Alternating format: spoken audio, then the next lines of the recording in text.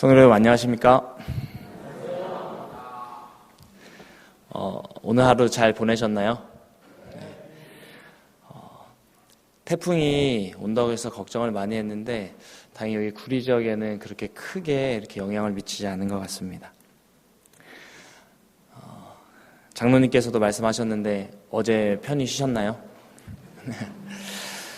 네, 저는 오늘 차원이 다른 시험이라는 제목으로 하나님 말씀을 증거하도록 하겠습니다. 오늘 본문의 말씀은요, 마태복음 4장에 있는 말씀으로 함께 은혜 나누도록 하겠습니다. 같이 한번 말씀을 펴서 마태복음을 읽도록 하겠습니다. 마태복음 4장 1절부터 3절에 있는 말씀입니다.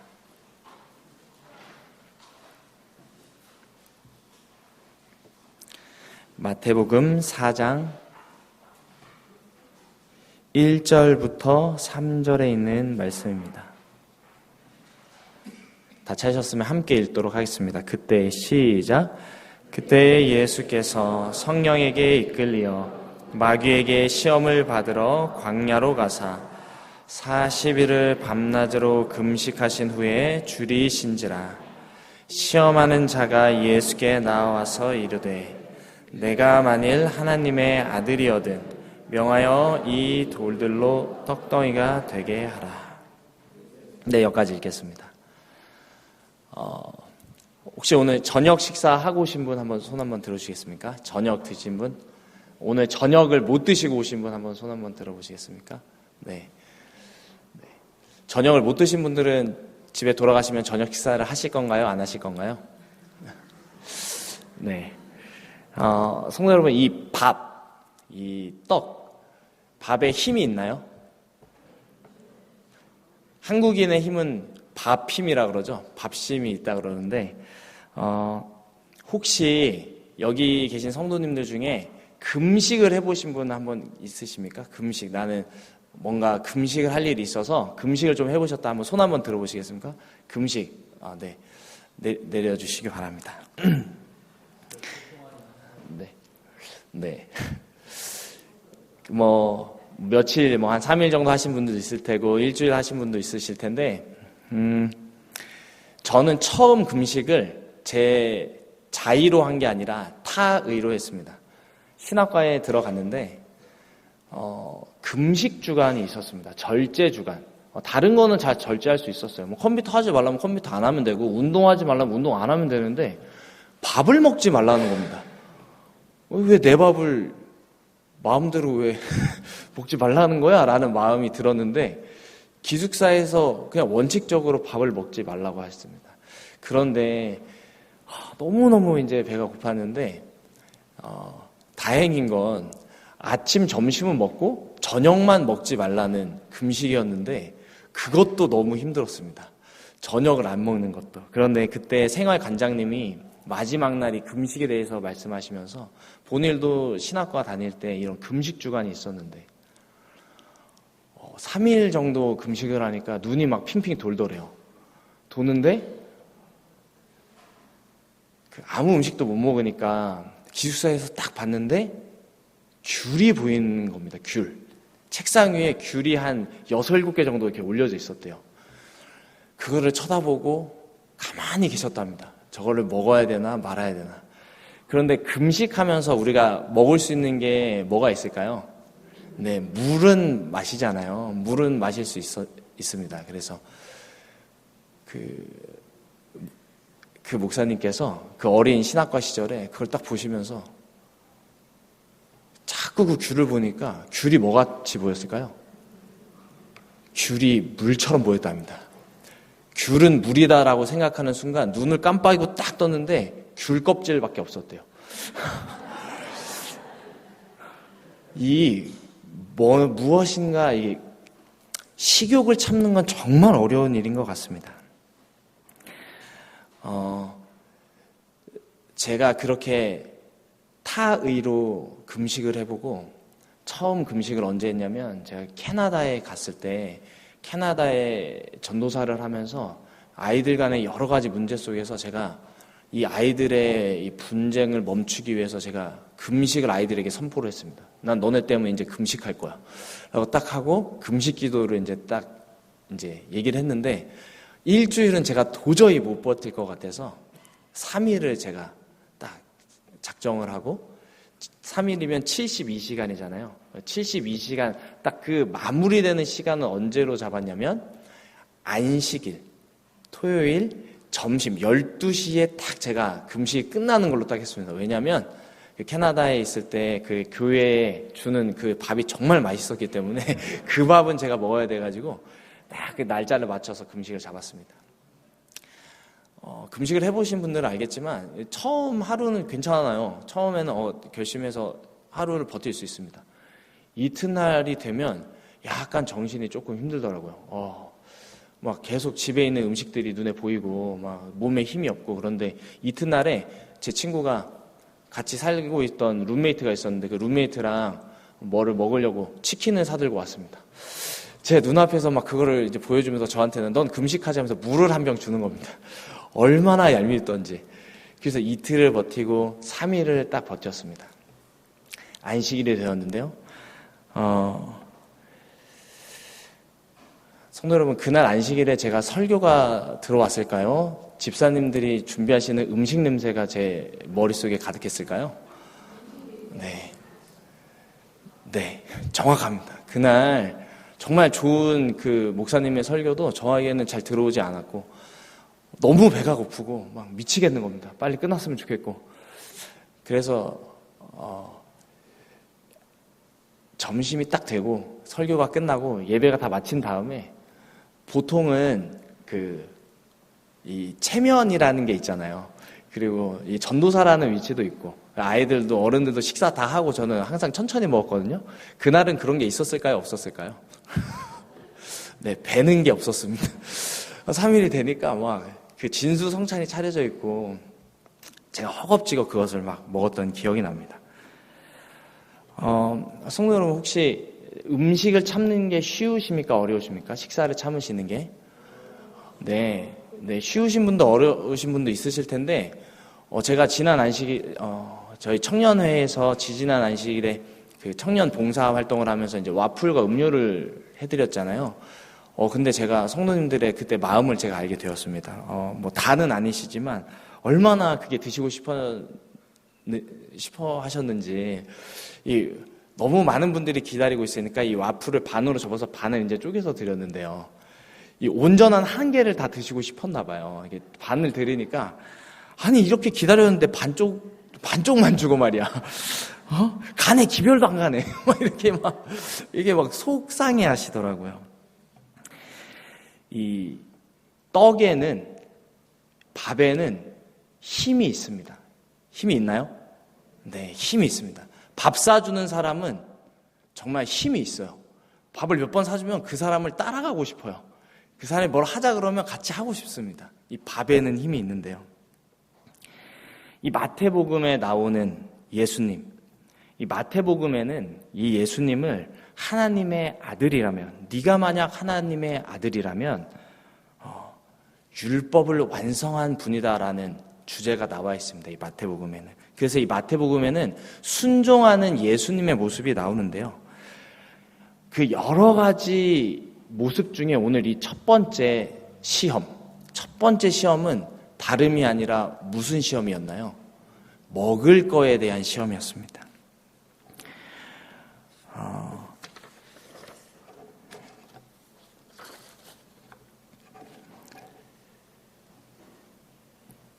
마태는요, 이 족보로 시작해서 동방박사 이야기를 가다가 예수님께서 침례를 받으시고 40일 동안 금식하시고 사단에게 시험 받으면서 하나님의 아들이 이제 나타납니다. 네가 만약에 하나님의 아들이라면 이 돌을 뭐가 되게 하라? 떡이 되게 하라. 이렇게 얘기하고 마지막에 조롱당하실 때도 네가 만약에 하나님의 아들이라면 여기서 내려와라라는 이야기를 합니다. 너가 만약 하나님의 아들이라면 신의 능력을 사용해봐라 얘기한 것입니다. 시험 받는 이야기인데요. 4절부터 한번 읽어볼까요? 지금 이 3절까지는 돌이 떡이 되게 이제 이야기했고 4절에는 그 예수님의 대답이 나옵니다. 한번 읽어볼까요? 4절부터 6절에 있는 말씀입니다. 예수께서 시작. 예수께서 대답하여 이르시되 기록되었으니 사람이 떡으로만 살 것이 아니요 하나님의 입으로부터 나오는 모든 말씀으로 살 것이라 하였느니라 하시니 이에 마귀가 예수를 거룩한 성으로 데려다가 성전 꼭대기에 세우고 내가 만일 하나님의 아들이거든 뛰어내리라 기록되었으되 그가 너를 위하여 그의 사자들을 명하시리니 그들의 손으로 너를 받들어 부딪히지 않게 하리로다 하였느니라. 네, 이 예수님의 시험의 초점은 뭐였냐면 너가 만약 하나님의 아들이라면이었습니다. 너가 만약 하나님의 아들이라면 해봐라. 너가 만약 하나님의 아들이라면 신의 권능을 행사해봐라. 정말 너가 신이냐 아니냐라는 질문을 사단이 한 것입니다. 하나님의 아들이라는 부분에서 순종의 개념이 나타납니다. 이 예수님께서는 시험을 이기셨는데 무엇으로 이기셨나요? 다 아시는 것처럼 말씀으로, 성경에 나오는 말씀으로 이 율법을 지킴으로써 이 시험을 이겨내십니다. 성도 여러분, 오늘 저녁 만약에 지금 식사 안 하신 분들 저녁 참으시면 아침날 배가 고픕니까? 안 고픕니까? 고파요. 40일 동안 금식하셨어요. 그런데 나에게 신의 권능이 있습니다. 내가 하나님의 아들이에요. 제가 만약에 예수님이었다면 사단이 저한테 야, 이 돌을 떡이 되게 해봐라고 말하기 전에 이미 그렇게 했을 것 같아요. 배가 고파서. 인간이 그런 것 같아요. 인간의 그런 이 식욕, 이 정욕은 정말 참기 힘듭니다. 우리랑 차원이 다른 시험을 받으셨는데요. 사실 우리는 돌을 보고 야 떡이 되라 하면 그 돌이 떡이 됩니까?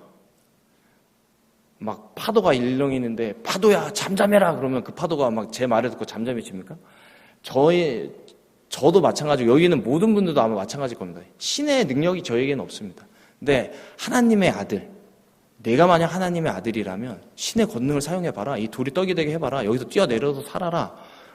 예수님이라면 충분히 하실 수 있는 아주 간단한 일이었을 겁니다. 그렇지만 하나님의 아들, 이 예수님께서는 정말 이 배고픔, 이 40일 동안 굶으셔서 얼마나 배가 고프셨을까요? 이 배고픔. 근데 인간의 몸이셨기 때문에 그 배고픔을 온전히 느끼셨음에도 불구하고 신의 권능을 사용하지 않습니다. 그 이유가 무엇일까요? 그 이유는 뭐냐면 하나님의 아들 예수님이라면, 하나님의 아들이라면 이기적인 방법으로 신의 능력을 사용하면 안 됩니다. 하나님께서는 언제나 이타적이세요. 자신을 위해서 뭔가를 하지 않으시는 분입니다. 근데 이 돌이 떡이 되게 해서 내가 먹으면 그게 뭐가 되냐면 이기적인 거예요. 이 사단은 이기심, 예수님은 좀 이기적인 분이야 라는 거를 사람들 앞에, 여러 세상 앞에 알리고 싶었습니다. 예수님이 그렇게 한순간 예수님은 더 이상 예수님이 될 수가 없었어요. 하나님의 아들이 될 수 없었습니다. 가장 힘들고 어려운 순간에 예수님이 가장 하기 쉬운 신적 권능을 사용해서 그걸 바꾸는 순간 예수님은 더 이상 우리를 구원하실 수 없는 분이 되는 것입니다. 그래서 사단은 하나님의 아들도 이기적이야. 이타적이지가 않아. 이기적이야. 자기의 능력을 자기 스스로 사용하시는 분이야. 라는 걸 알려주고 싶었어요. 근데 하나님께서는 순종하십니다. 말씀으로 이겨내세요.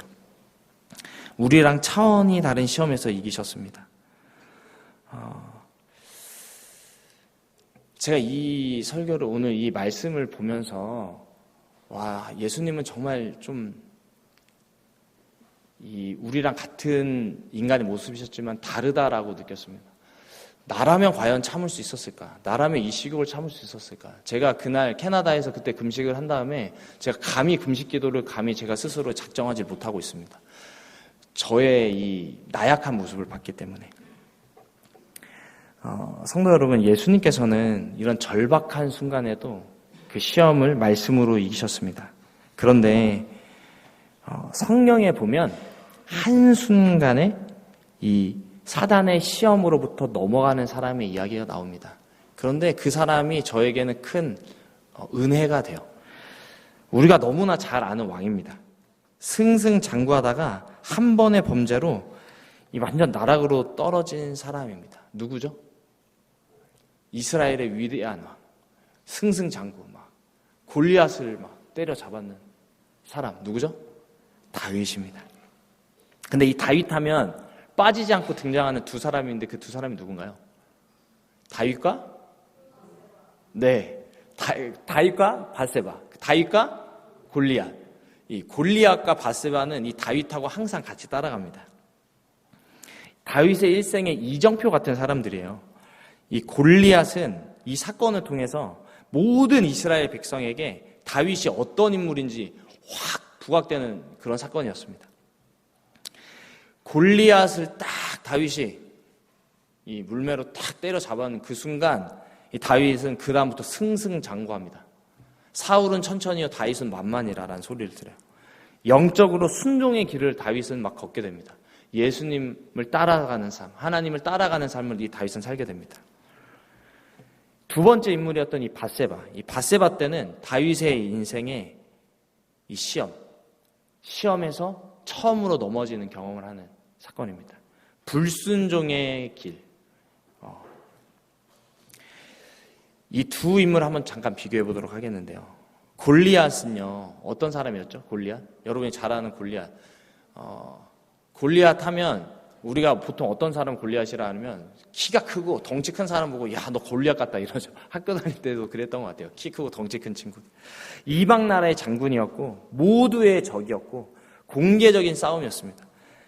막 모두가 다 쳐다봤어요. 이 골짜기, 엘리 골짜기 앞에서 막 모두가 다 쳐다봤습니다. 바세바는요,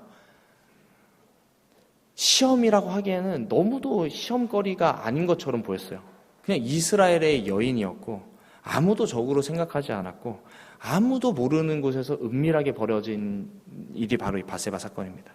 골리앗과의 싸움은 너무나 중요했습니다. 여기서 지면 이스라엘이 완전 쫄딱 망하는. 근데 바세바와의 싸움에서, 영적인 싸움에서는 너무나 사소한 전쟁이었어요. 다윗 자신의 싸움이었습니다. 다윗 자신의 싸움. 이 골리앗과의 싸움에서는 다윗이 어떻게 됐나요? 이 시험에서는 승리합니다. 근데 이 바세바의 유혹, 이 바세바의 시험에서는 다윗이 지게 됩니다.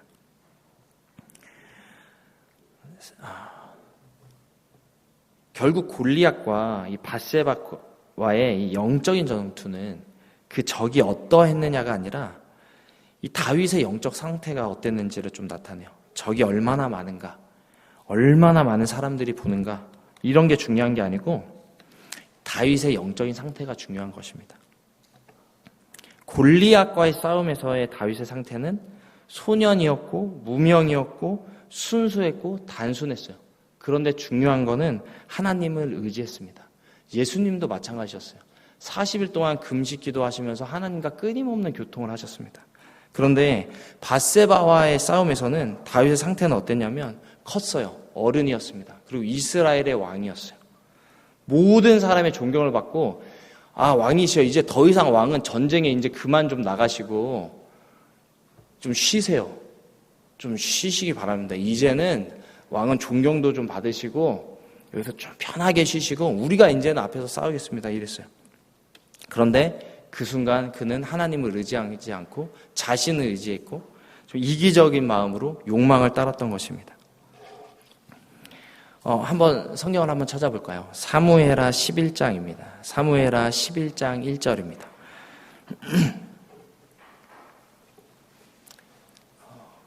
이 시험에서 쓰러진 다윗을 보면서 우리가 왜 시험에 쓰러지는지, 그리고 어떻게 하면 우리가 예수님처럼 이길 수 있는지를 오늘 한번 생각해 봤으면 좋겠습니다. 사무엘하 11장 1절입니다.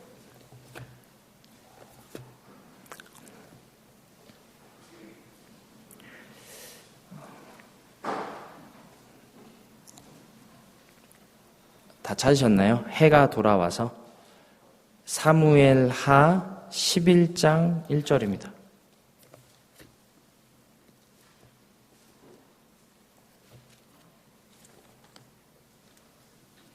다 찾으셨습니까?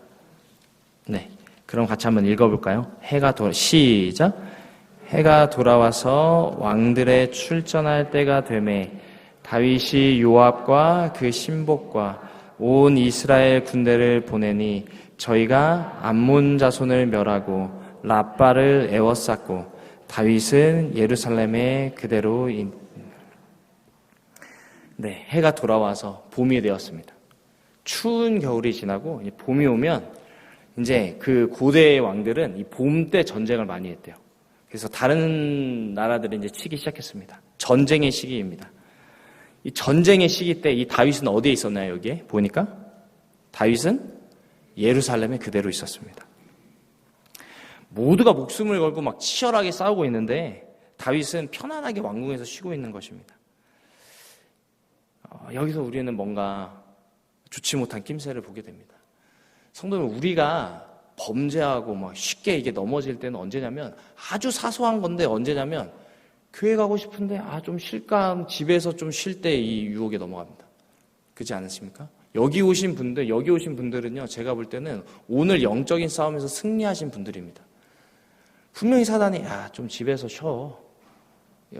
재밌는 드라마도 하고 영화도 하고 또 쉬기도 하고 좀 오늘 저녁 못 먹었으니까 저녁도 집에서 좀 먹고 좀 쉬어. 이렇게 하는 순간 우리는 유혹에 넘어가게 됩니다. 이 다윗도 뭔가 이 낌새가 좋지 않아요. 전쟁을 해야 돼. 모두가 다 전쟁을 하고 있는데 이 다윗은 예루살렘에서 쉬는 겁니다. 인생의 치열한 전쟁터가 아니라 평안한 그리고 안전한 이 왕궁에 있는 것입니다. 하나님 앞에 치열하게 매달릴 필요도 없고 기도할 필요도 없고 뭐 기도 제목도 없고 이제는 너무 그냥 편안한 왕국에서의 이 왕으로서의 삶을 사는 것입니다. 근데 그 순간 다윗에게 있어서 가장 위험한 시험이 닥치게 된 것입니다. 다윗은 아마 그 자리가 전쟁터라고 생각하지도 못했을 거예요. 그냥 편하게 쉬고 있었습니다. 성도 여러분, 우리가 언제 기도하기가 쉬우신가요? 내가 내 인생에 정말 내 뜻대로 되지 않고 어렵고 막 이 자식의 문제도 있고 건강의 문제도 있고 가족의 문제도 있고 이럴 때 막 하나님께 매달리게 되지 않습니까? 근데 그런 게 다 없다고 하면 정말 이 기도가 잘 나오지가 않죠. 평안할 때 잘 기도가 안 나옵니다. 저도 지금 생각해보면 돌이켜보면 제가 목회 시험을 준비하고 있을 때는 정말 기도가 절로 나왔어요. 절로 나왔습니다. 근데 요즘에는 생각하지 않으면 기도가 잘 나오지가 않아요. 좀 평안한 지금 제가 이 다윗의 때랑 비슷한 것 같습니다. 뭔가 좀 편안한 것 같고 뭔가 이제 규문익 교회에서 2년이 되니까 좀 성도님들이랑도 이제 많이 좀 친해진 것 같고 뭔가 좀 여기서 안정이 된 것 같고 이렇게 하니까 이 막 치열하게 제가 기도하지 않는 것 같습니다. 모든 일이 잘 풀리면 우리는 기도도 잘 하지 않고 말씀도 잘 읽지 않습니다. 왜냐하면 내가 지금 영적인 전쟁터에 있다고 느끼지 못하기 때문입니다. 성도 여러분 기억하시기 바랍니다. 사단의 가장 이 치밀한 전략적인 공격은 이 다윗이 전쟁터에서 이렇게 싸울 때가 아니라 오히려 평안하고 안전한 이 왕궁 뜰에 있을 때 다윗은 공격받았습니다. 성도 여러분, 여러분의 오늘날의 삶이 어떠십니까? 이렇게 막 어렵고 힘들어서 하나님께 치열하게 매달리고 계십니까? 아니면 좀 평안하고 이제는 하는 일도 다 잘 되고 자식들도 잘 컸고 이제는 그냥 하루하루가 좀 평안하게 계십니까? 여가를 즐기는 때 그때 보면 그때가 오히려 우리에게는 영적인 위기의 때입니다. 다윗은 자기가 전쟁터에 있는지조차 몰랐어요. 보시면 한번 말씀을 볼까요? 2절 말씀입니다. 이때의 이 다윗의 모습을 잘 표현해 놨는데요. 저녁 때에 같이 한번 읽어볼까요? 시작. 저녁 때에 다윗이 그 침상에서 일어나 왕궁 지붕 위에서 거닐다가 그것에서 보니 한 여인이 목욕을 하는데 심히 아름다워 보인지라. 네. 다윗이요. 이 침상에서 딱 일어났습니다. 때가 언젠가요? 여기 보면 저녁에 일어났어요. 뭐 했냐면 낮에 잔 것입니다. 오침을 했어요.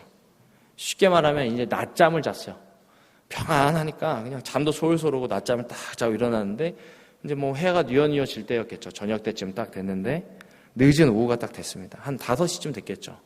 자다가 딱 일어났는데 모든 부하들은 지금 다 나가서 전쟁터에서 싸움을 하고 있는데 다윗은 낮잠을 자다가 딱 일어났어요.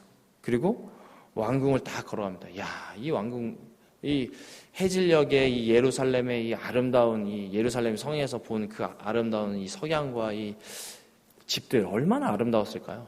속으로 어떤 생각을 했겠습니까? 야, 이 예루살렘 다 내 거다. 이런 생각을 했겠죠.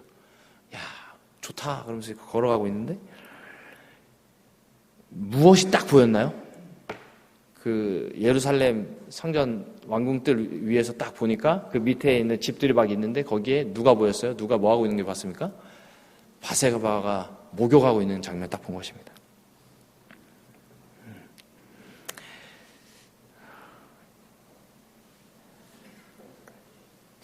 한 여인이 목욕을 하고 있어요. 이 성경에 보면 이 다윗을 정죄하지만 바세바를 정죄하지는 않습니다. 바세바는 좀 피해자로 나와요. 다윗이 범죄했는데 성경에 이 바세바가 이 다윗의 눈에 어떻게 보였다고 되어 있습니까? 심히 아름다웠다라고 이야기합니다. 심히 아름다워 보였다라고 이야기합니다. 심히 아름다웠다가 아니라 심히 아름다워 보였다는 달라요. 심히 아름다운 건 뭡니까? 그 자체가 그냥 아름다운 거예요. 심히 아름다운데, 근데 심히 아름다워 보였다는 지금 누구의 눈에 지금 심히 아름다워 보인 것입니까? 다윗의 눈에 아름다워 보인 것입니다. 아름다웠다는 것은 객관적인데 아름다워 보였다는 것은 좀 주관적이에요. 다윗의 주관인 것입니다. 그 순간 그 여인이 다윗의 눈에는 너무 아름다워 보였어요.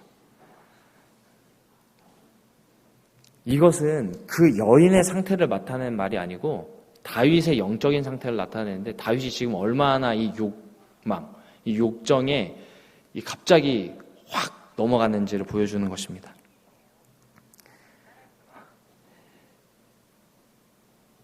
다윗이 만약에 영적으로 충만했고 오늘 마태복음에 나타난 예수님처럼 하나님과 40일 정도 기도를 했다면 그런 영적인 상태였다면 바세바가 이 목욕을 하는 장면을 보면서 아름다워 보였을까요? 아니면 눈을 가렸을까요? 네, 피했겠죠. 그랬다면 만약 이렇게 되었을 겁니다. 성경에 그곳에서 보니 왕궁 지붕을 거니다가 그곳에 딱 보니 한 여인이 있는데 심히 남사스러웠더라. 심히 부끄러웠더라. 뭐 이렇게 적혔어야 돼요. 다윗이 영적으로 이렇게 깨어있으면 막 부끄럽고 남사스럽고 이렇게 해야 되는데 그 모습이 이 다윗의 눈에는 뭐로 보였냐면 아름다워 보였습니다.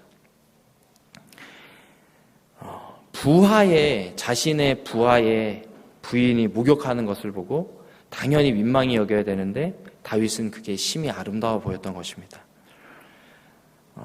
성도 여러분, 또 이런 유혹에 넘어가는 이야기, 우리가 잘 아는 이 먹는 거에 유혹에 넘어간 인간의 첫 범죄 뭐였죠? 네, 선악을 알게 하는 실과를 먹는. 비슷해요. 잘 알고 있습니다. 우리도 죄의 시작, 이 하와의 이야기인데요. 하와가 선악과를 바라보고 성도님들도 잘 아시다시피 그 뭐라 그러죠? 네, 다 잘 알죠. 다 이게 하나님, 근데 하와가 선악과를 쫙 바라봤는데 하나님께서 에덴 동산에 이 선악과만 유독 아름답고 먹음직도 하고 보암직도 하고 막 지혜롭게 할 만큼 막 이렇게 탐스럽게 만들었을까요? 나머지는 다 막 가지처럼 잘 못생기고 막 이렇게 만들고, 가지를 욕하는 건 아닙니다.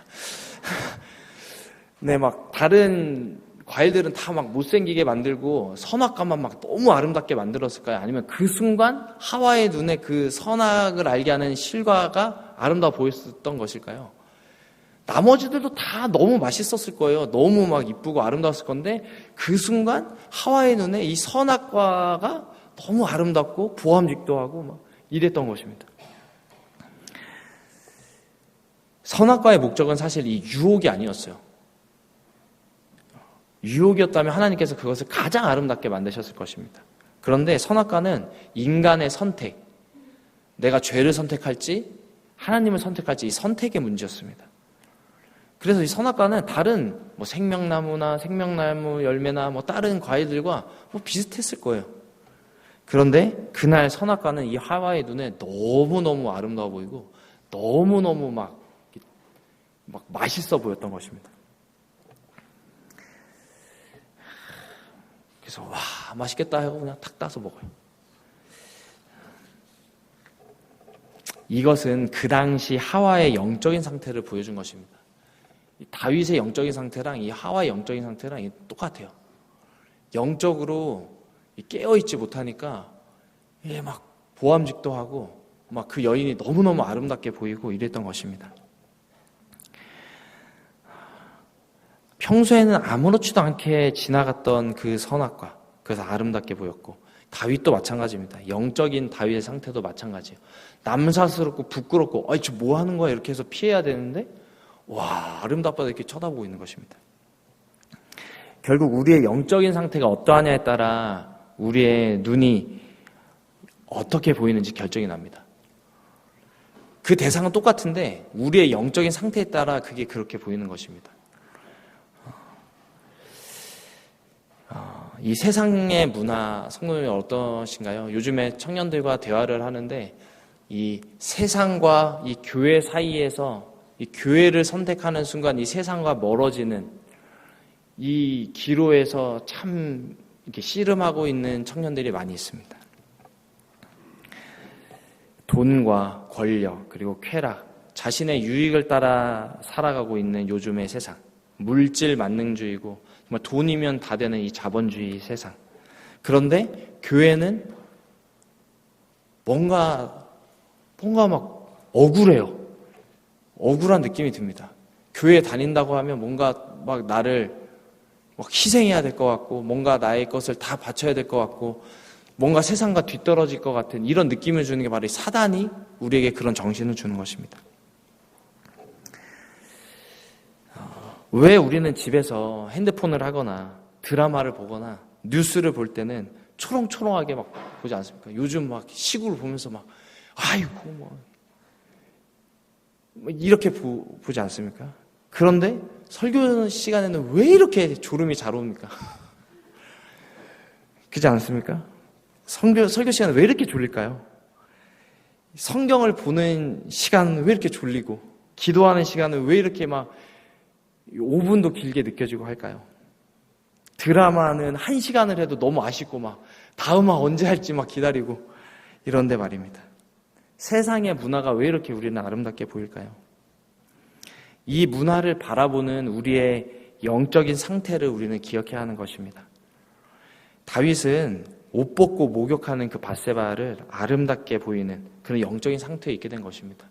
영적으로 완전히 떨어졌던 것입니다. 결국 그 자리에서 다윗은 범죄하게 되고 사단의 시험에 넘어가게 된 것입니다. 이 죄, 이 범죄, 이기적인 정말 이기적이고 나를 위한 이 범죄, 이 죄는요. 남이 그 죄를 하면 우리는 어이구 저 죄인 이렇게 막 이렇게 뭐라 합니다. 어이구 욕을 해요. 어이구 저 집사, 어이구 저 사람, 어이구 저 청년 이렇게 욕을 하는데 내가 하면 어떻게 됩니까? 요즘에 이런 표현이 있더라고요. 내로남불 아십니까? 저 처음에 사자성어인 줄 알았는데 이게 정치권에서 나온 말이라고 하더라고요. 다 아시나요? 내로남불. 이게 뭐죠? 내가 하면 로맨스, 남이 하면 불륜이라는 것입니다. 이런 것 같아요.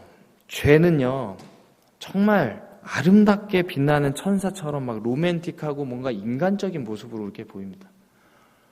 이 돌이 떡이 되게 하면 얼마나 아름다웠겠습니까? 얼마나 맛있었겠어요? 선악과도 얼마나 아름답게 보였겠습니까? 그 밧세바도 너무나 아름다워 보였던 것이죠. 우리아의 아내인 것을 알았어요. 데리고 와서 잠자리를 갖습니다. 이때 다윗은 어떤 느낌이었겠습니까? 막 침울하고 암담하고 막 이런 느낌이었겠습니까? 아니면 뭔가 로맨틱하고 장밋빛 같고 막 이런 이 젊을 때의 이런 뭔가의 이런 이런 게 막 이렇게 올라왔을까요? 과거의 상큼한 느낌들이 막 생각이 났을까요? 아마 이 다윗의 마음도 약간 내로남불이었을 것입니다. 자기가 그렇게 할 때는 막 로맨스였을 거예요.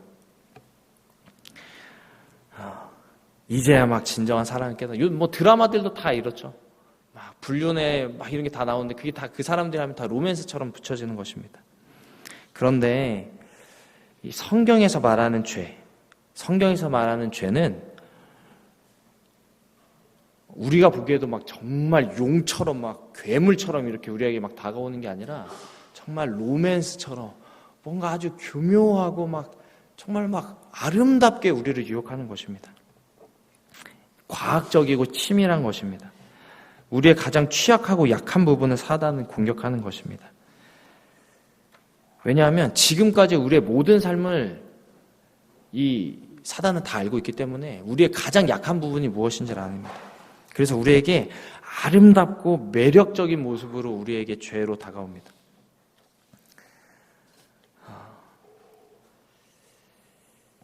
성도 여러분, 골리앗과 밧세바, 골리앗과의 싸움에는 모두가 두려워하고 떨고 있을 때, 싸우지 못할 때 다윗은 홀로 만군의 여호와의 이름으로 골리앗을 쳐부숩니다. 나는 하나님 만군의 여호와의 이름으로 너 앞에 나아간다. 그런데 여기 사무엘하 11장에는 모두가 다 전쟁터로 나가 있을 때, 용맹하고 싸우고 있을 때 다윗은 야, 다 여기 내 거야, 내 왕국이야 하는 그 순간 편안히 홀로 낮잠 자다가 범죄하게 되는 것입니다. 치열한 영적인 이 시험에 들게 된 것입니다. 우리가 기억해야 될 사실은 그의 인생의 놀라운 그 승리, 그리고 난 다음에 있는 이 처절한 실패, 시험에서의 실패, 이 두 이야기는 한 사람의 인생에서 벌어진다는 것입니다. 부조와 선지자에는 이렇게 기록하는데요. 다윗에게 범죄할 수 있는 길을 열어준 것은 자신을 의뢰하는 정신과 자기를 높이는 정신이었다. 이거는 사단이 가지고 있던 정신입니다. 사단은 끊임없이 우리에게 무엇이라고 이야기하냐면 이기적이어야 돼. 이기적이어야 너 이 세상 살아갈 수 있어. 너 스스로 이기적이어야 돼. 내 거 챙겨. 남에게 베풀면 너 망해. 이타적인 삶은 정말 살 수 없는 거야 라고 이 세상을 해. 지금 세상이 다 그렇게 생각하고 있어요. 바보처럼 생각합니다. 그렇게 사는 삶을.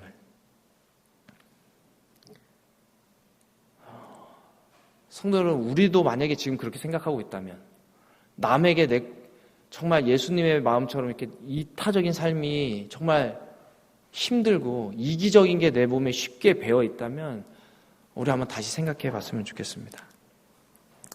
오늘 제가 어떠한 기사를 읽었는데요. 기사를 읽기도 전에 읽고 싶지가 않았습니다. 너무 마음이 안 좋아서. 어떤 이야기였냐면 한 경찰이 한 흑인을 미국에서 쏴 죽였습니다.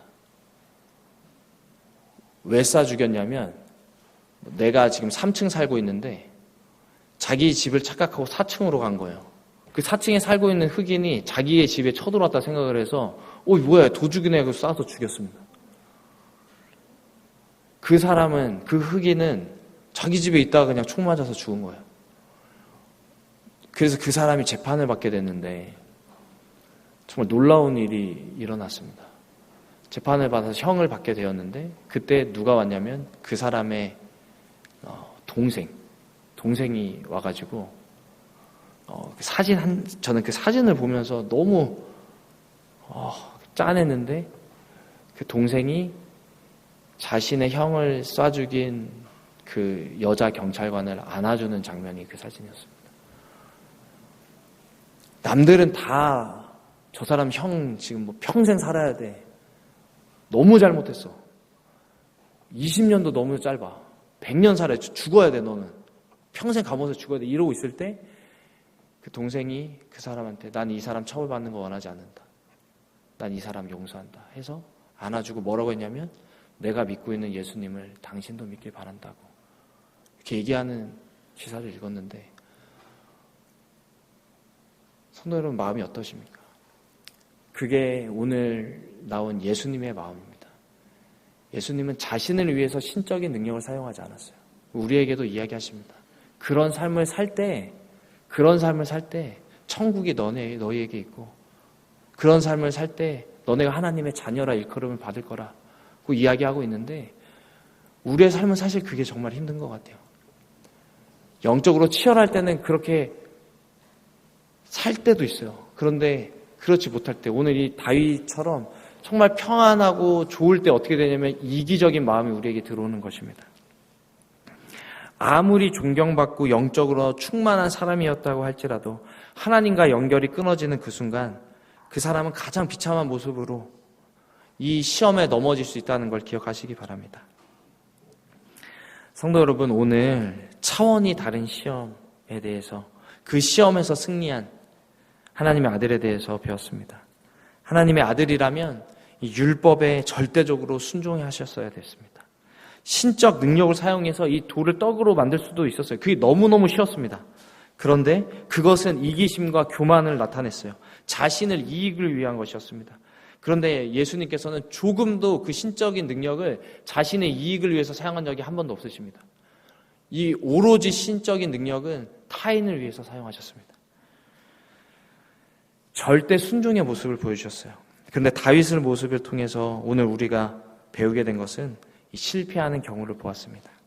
아주 작은 사소한 이유로 시작됩니다. 아주 작은 마음, 나를 위한 마음, 교만한 마음, 이기적인 마음, 작은 호기심, 개인의 욕심을 이 사단은 교묘하게 파고들었습니다.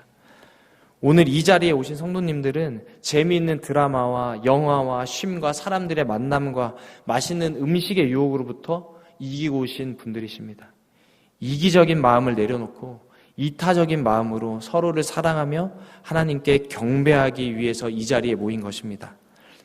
우리의 삶이 언제나 예수님처럼 이타적인 사람, 주는 사람, 기버에 주는 삶을 사는 저와 여러분이 되길 바라면서 말씀 마치겠습니다.